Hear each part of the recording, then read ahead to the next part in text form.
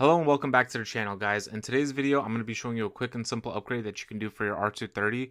This is a floodlight upgrade. Basically what this does is that it replaces the bulb that illuminates when you open the door and turns it into a projector similar to modern cars and the Benzes that you would see today. It's a very quick and easy install, but I did see a lot of people on the Facebook forums looking to see if this is well worth it, and I'm here to show you guys that this product is actually pretty nice and it's really easy to install. One thing to note, I will have the AliExpress link where I purchased this down below. They also have a website, so if the link does go bad, I have the website linked below. I purchased the clear HD option that they had, and when you go ahead and click the link, you're going to go ahead and see a bunch of images shown that are going to be numbers. They're not showing what you're actually buying. However, when you message them, they will automatically send you a picture list of what the numbers correspond to, and you can go ahead and pick whatever one you want, or you can do a custom one. However, I opted for the traditional Falterbach logo. With that being said, let's go ahead and get into the installation process, which is super easy.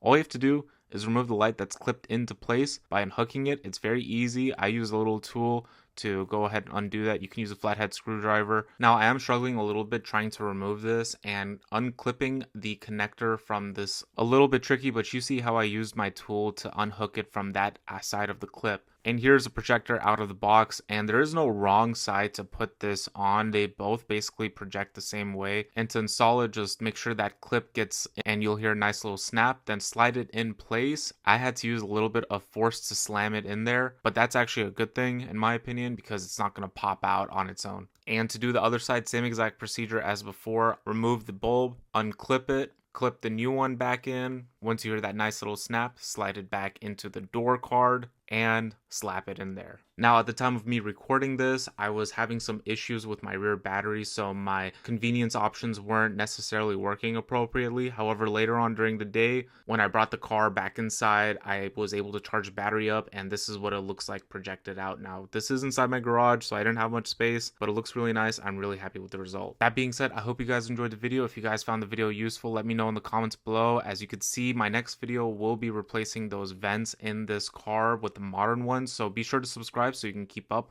with the rest of the build.